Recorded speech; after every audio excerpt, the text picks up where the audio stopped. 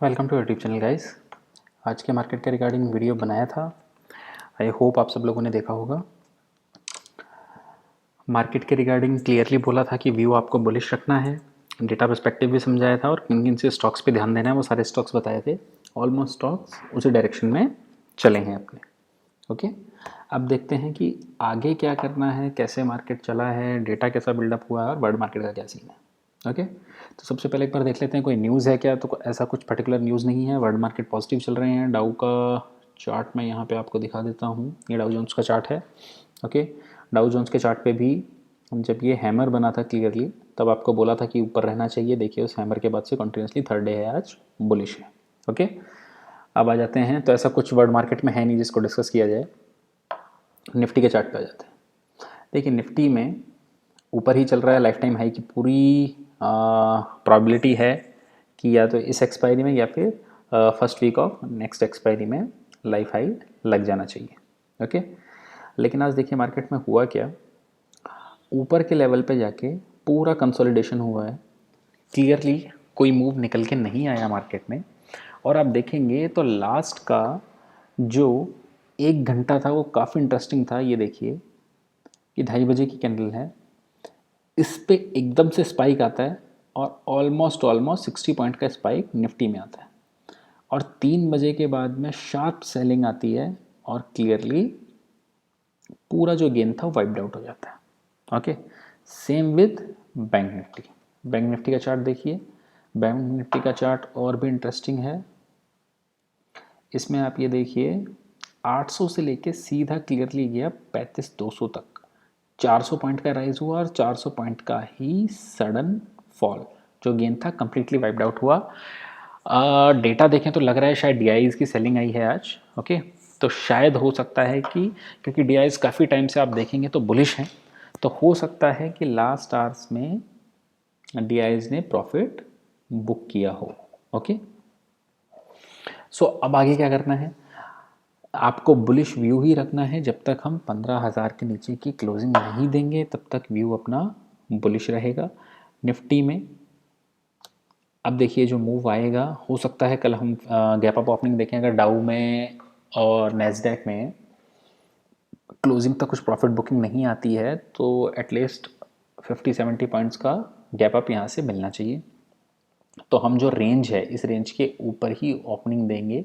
जो कंसोलिडेशन का फ्लैग का रेंज बन रहा है इसी के ऊपर ओपनिंग देंगे और अगर इसके ऊपर सस्टेन करता है तो आप मान लीजिए कि 350 का टारगेट कल ही आ सकता है। कि 260 के ऊपर की जो रेंज है इसके ऊपर मार्केट को सस्टेन करना पड़ेगा इसके लिए। ओके, तो फिर जो नेक्स्ट टारगेट बन के आएगा वो डायरेक्टली आपका 350 का टारगेट निकल के इस पे आएगा।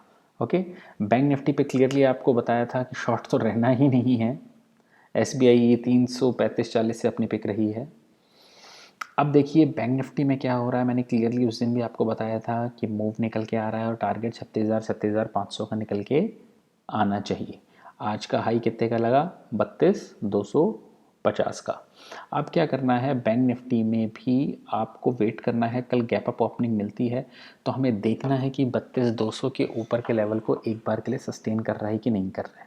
ओके, ऐसा नहीं है कि मार्केट नेगेटिव है, लेकिन होगा क्या कि जो ऑप्शन प्लेयर्स हैं जो ऑप्शन में बाय करके बैठे हुए हैं, हो सकता है मार्केट इस एक्सपायरी तक कंसोलिडेट कर दे और ऑप्शंस प्रीमियम्स को डिके करके ज़ीरो करवा देगा ताकि इजीली ऑप्शन प्रीमियम को का गेन बड़े प्लेयर्स ले पाएंगे। तो अपने को देखना पड़ेगा 32,200 के ऊपर सस्टेन कर रहा है क्या। अगर सस्टेन करेगा तो बहुत अच्छी वाली शॉर्ट कवरिंग आनी चाहिए जो डायरेक्टली बैंक निफ्टी को 32,500-600 की रेंज में लेके जाएगी। ओके, तो व्यू बुलिश ही रखना है। हर डिप को बाय करते हुए चलना है जब तक 15,000 का लेवल हम लोग ब्रेक नहीं कर देते। अब मैं एक बार डेटा डिस्कस कर लेता हूँ।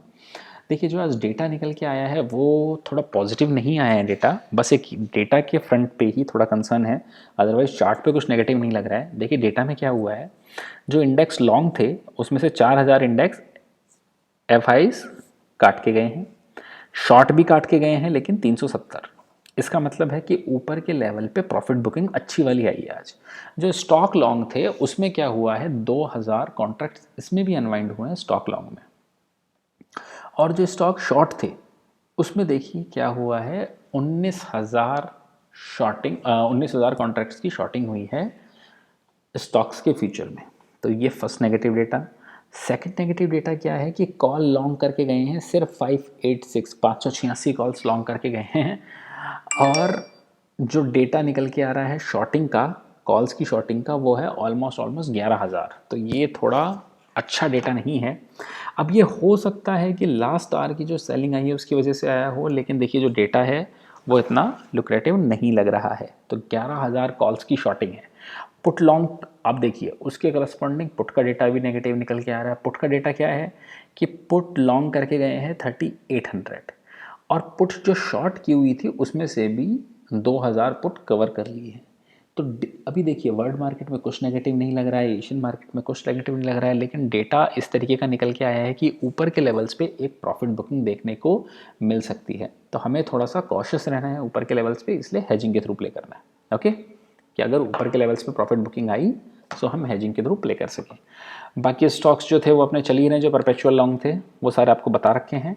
नए स्टॉक पे देखते हैं आज किन किन स्टॉक्स पे अच्छा पैटर्न बना है। फर्स्ट ऑफ ऑल कॉनकोर, देखिए इस स्टॉक ने क्या किया है, मैं डेली चार्ट खोलता हूँ इसका। ये देखिए ये कंसोलिडेट कर रहा था ऑलमोस्ट 3 मंथ से। मार्च से इसने कंसोलिडेशन स्टार्ट किया 600 की रेंज के पास में, तब से एक कम्प्लीटली कंसोलिडेशन लगा रहा है। और फर्स्ट, सेकंड और ये थर्ड, ये बड़ा थर्ड अटैम्प्ट था इसका 630-640 की रेंज को क्रॉस करने का। ओके, आज लग रहा है कि इस जो 3 महीने का कंसोलिडेशन है इसका ब्रेकआउट आज मिला है। कल हमें क्या करना है देखना है, अगर ये 645 के ऊपर सस्टेन करेगा तो देखिए अभी क्या है कॉनकॉर में बज बना हुआ है, तो उसकी वजह से ऑप्शन प्रीमियम बहुत हाई है, तो हेजिंग के थ्रू प्ले कीजिएगा या कैश के थ्रू। लेकिन स्टॉप लॉस आपको बहुत पास में रखना है, 620-22 के पास में आप स्टॉप लॉस रखिए, बहुत ज़्यादा नहीं, क्योंकि काफ़ी अच्छा चल चुका है। अगर रिवर्स हुआ तो फिर ये 600 पे आके कंसोलिडेट करने लगेगा। ओके, सो इस पे आपको लॉन्ग प्ले पे ध्यान देना है। दूसरा एक स्टॉक जो पिछली बार हमने दिया था और आपका काफ़ी अच्छा चल गया था, वो फिर से आ रहा है रेडार पे, और स्टॉक का नाम है आईटीसी। अब आईटीसी क्यों आ रहा है, क्योंकि आईटीसी का रिजल्ट है 1 तारीख को।